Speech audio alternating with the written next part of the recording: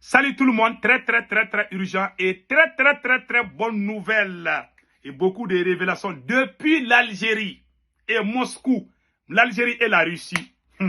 Mes chers amis, aujourd'hui c'est mardi 16 avril 2024.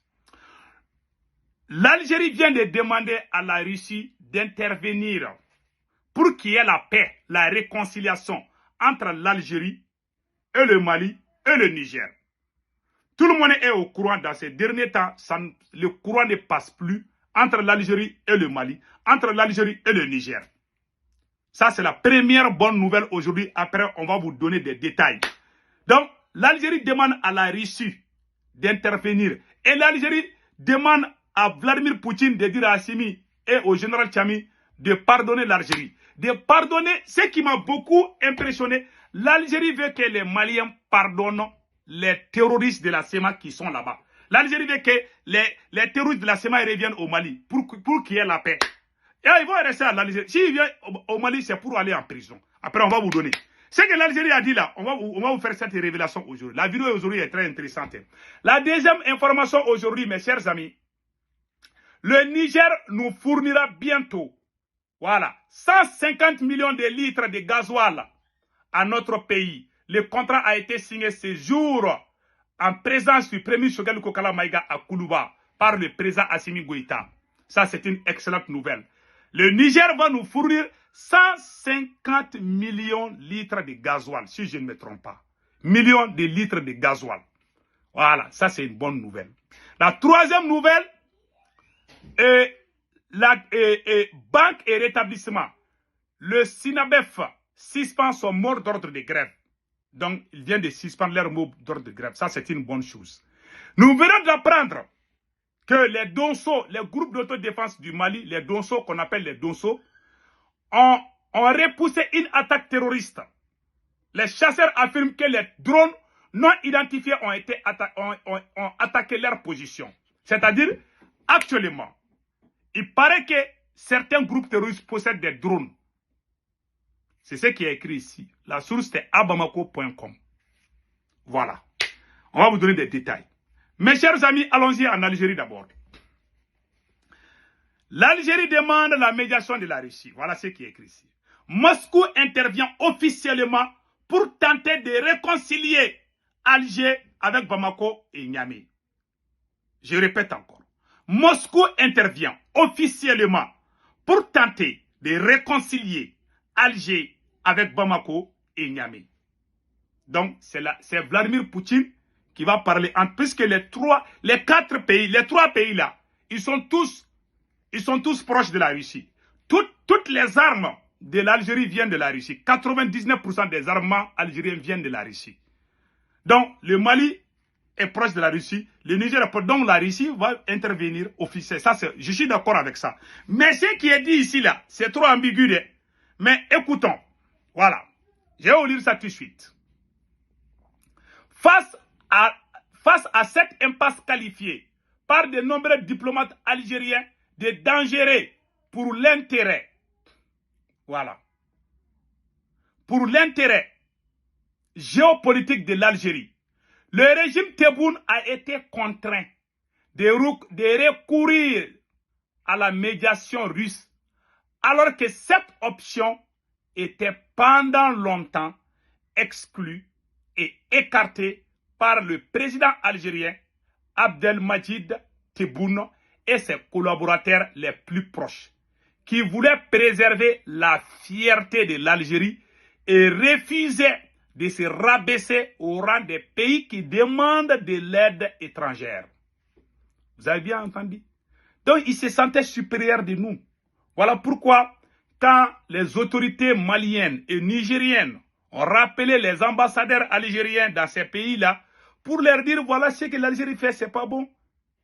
Tellement ils sont fiers d'eux, et aussi ils ont convoqué nos ambassadeurs là-bas. Pour eux, nous, on n'a pas droit à se plaindre. Voilà. Donc, voilà.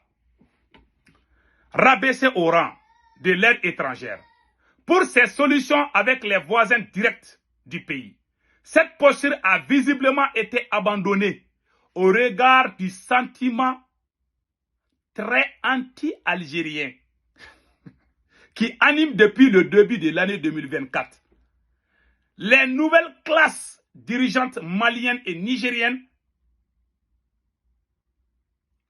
Alger craint en plus un rapprochement militaire et sécuritaire du Niger, du Mali avec le rival marocain qui a formé plusieurs officiers militaires occupant en ce moment le pouvoir de Bamako et Niamey. Donc vous voyez, l'Algérie craint. L'Algérie est isolée aujourd'hui. L'Algérie demande à la Russie, vraiment, parce que la plus grosse erreur de l'Algérie a été que l'Algérie pensait que c'était les politiciens qui craignaient même quand les mouches crient comme ça, là, qui craignent. Ce ne sont pas des politiciens qui sont au pouvoir, ce sont des militaires patriotes qui sont au pouvoir. Donc, ce ne sont pas ces militaires vendus, ces politiciens vendus là. Ce sont les dignes fils qui sont au pouvoir aujourd'hui. Voilà. C'est ça qui a été leur erreur. L'Algérie pensait que si elle faisait ces bagabagas là, voilà, ces postures là, nous on allait s'y rabaisser. Parce que l'Algérie était habituée. Pendant les 30 ou 25 ou 40 dernières années, l'Algérie était habituée de dire ce qu'elle veut, de faire ce qu'elle veut. Aucun de nos présidents ne pouvait dire pipe. L'Algérie s'est trompée. Cette fois-ci, les choses ont changé. Voilà maintenant, c'est cette même Algérie qui court derrière la Russie pour qu'il y ait la paix. Maintenant, regardez ce qui est écrit ici. Ces inquiétudes ont été ouvertement abordées. Certifient nos sources lors des travaux de deuxième session des consultations politiques algéro-russes qui s'est tenue à Alger le 14 avril dernier en présence du représentant spécial du président de la Fédération de Russie, Vladimir Poutine, pour le Moyen-Orient et l'Afrique, Mikhail Bogdanov, dans ce cadre formel censé appuyer le renforcement des relations de l'amitié entre la Russie et l'Algérie. Donc, il y avait un représentant de Vladimir Poutine qui s'appelait Mikhail Bogdanov.